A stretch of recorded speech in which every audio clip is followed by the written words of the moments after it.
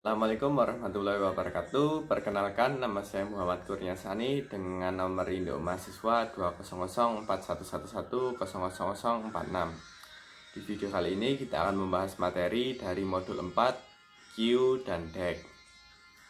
Yang kita bahas yaitu mengenai implementasi 2 tentang scheduling atau penjadwalan. Ya, langsung saja kita ke videonya dari materi modul 4 Q dan DEC. Yang kita bahas kali ini adalah implementasi 2, yaitu scheduling atau penjadwalan. Pertama, kita harus mengetahui tujuan dari fungsi atau program ini. Program ini berfungsi untuk melakukan penjadwalan suatu tugas dengan periode tertentu dari sebuah CPU. Jadi nanti akan diberikan sebuah tugas, misalnya tugas namanya tugas A, memiliki waktu 5 detik. Terus kita akan memiliki CPU yang waktunya 3 detik. Nah, ini 3 detik adalah periode CPU-nya. Nah, seperti itu. Lanjut saja. Berikut adalah algoritmanya. Kita mulai program atau mulai fungsinya, lalu kita membaca input berupa tugas tadi, waktu tugas, dan periode CPU. Lalu kita masukkan tugas ke dalam queue, lalu kita cek apakah queue kosong atau tidak. Jika tidak kosong, maka keluarkan data terdepan dari queue, ambil waktu tugas, yaitu tadi waktu tugasnya A, 5. Lalu kita bandingkan, jika lebih besar dari waktu CPU, maka kita kurangkan. Maka 5 dikurangi 3 sama dengan 2. Jika ada sisa waktu tugas, masukkan kembali ke dalam queue, lalu ulangi langkah keempat. Langkah di sini langkah 4. Karena ini ada sisa tugas. Jadi kita masukkan kembali ke dalam queue, nama tugasnya A, sisa waktu tugasnya yaitu 2. Lalu kita kurangi lagi dengan 3. 3 dikurangi 2. 0 min 1, berarti tugas telah diselesaikan. Kalau tugas telah selesai, jika tidak maka keluarkan dari queue, sehingga tugas dari antrian queue kosong, maka program akan diselesaikan seperti itu. Lalu berikut adalah kodenya. Kita membuat sebuah dev namanya task scheduling. Kita akan meminta inputan dari user, yaitu berupa waktu proses CPU. Lalu kita inisialisasi queue maksud saya. Lalu kita meminta banyak tugas dari CPU. Kita meminta banyak tugas, jumlah proses yang akan dilakukan pada CPU. Nah, berikut adalah tugasnya. Pertama, kita akan membuat sebuah perulangan for dengan cara banyak tugas yang kita masukkan tadi. Misalnya kita memiliki 4 banyak tugas, maka terdapat 4 tugas A, B, C atau D. Seperti itu, kita akan memberi nama tugasnya masing-masing tersebut, lalu kita meminta inputan berupa waktu prosesnya. Lalu berikut adalah kodenya seperti algoritma tadi. Cek apakah queue-nya kosong. Jika tidak kosong,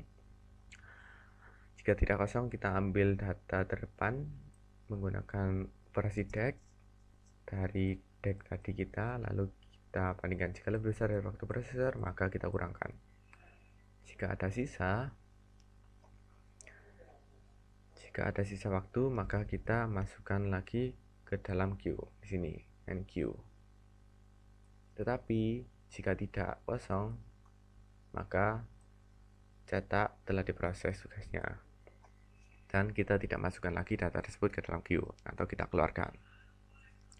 Berikut adalah ilustrasinya. Pertama, kita membaca inputan. Di sini ada 2 tugas, A5 dan B3, dan kita memiliki inputan lagi berupa waktu atau periode CPU-nya yaitu 3 detik.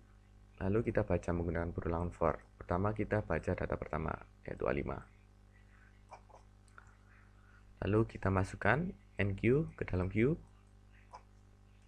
Setelah kita masukkan, kita baca data kedua yaitu B3.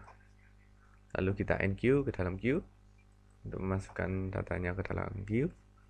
Setelah data masuk, lalu kita cek Kenapa tidak ada data lagi dimasukkan? Karena hanya 2 data dan perulangan untuk membaca satu-satu tugas setelah selesai. Karena semua tugas sudah dimasukkan ke dalam queue sesuai urutannya. Masuk pertama, ini masuk kedua. Lalu kita cek apakah kosong. Oh, tidak kosong. Lalu kita dequeue.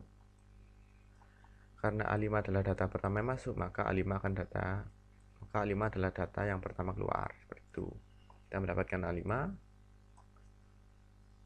Lalu kita cek 5, di sini 5 lebih dari waktu CPU.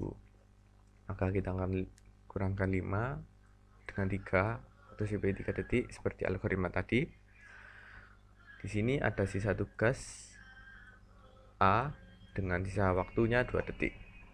Lalu kita masukkan ke dalam queue lagi. Seperti ini. Lalu kita lanjut untuk perulangan kedua, apakah kita akan cek apakah queue-nya kosong. Oh, tidak kosong. Lalu kita ambil data paling depan atau data yang paling depan, maka data tersebut akan keluar pertama kali. Lalu kita mendapatkan data B3.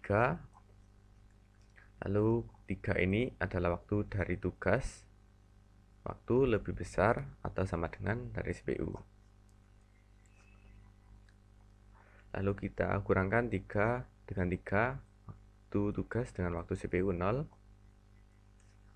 Maka untuk tugas B selesai karena waktunya telah habis dan tugas selesai, maka tidak dilakukan apapun. Karena kita sudah mengeluarkan data B3, maka kita tidak masukkan lagi, sehingga data B3 setelah selesai dan dikeluarkan dari queue. Lalu kita cek lagi apakah queue-nya kosong. Oh, tidak, masih ada satu tugas lagi. Lalu kita keluarkan data ini. Lalu kita dapatkan data A2. Lalu kita cek 2. Apakah 2 kurang dari CPU? Oh, tidak. 2 tidak lebih dari CPU. Atau jika kita kurangkan menggunakan perhitungan, maka tugas telah selesai seperti itu. Nah, tugas telah selesai atau waktu kurang dari CPU, maka tugas selesai dan tidak dilakukan apapun. Lalu kita cek lagi apakah queue-nya kosong. Oh iya, queue-nya kosong, berarti program selesai. Seperti itu ilustrasi dari scheduling menggunakan queue. Sekian dari saya, mohon maaf jika banyak salah. Wassalamualaikum warahmatullahi wabarakatuh dan terima kasih.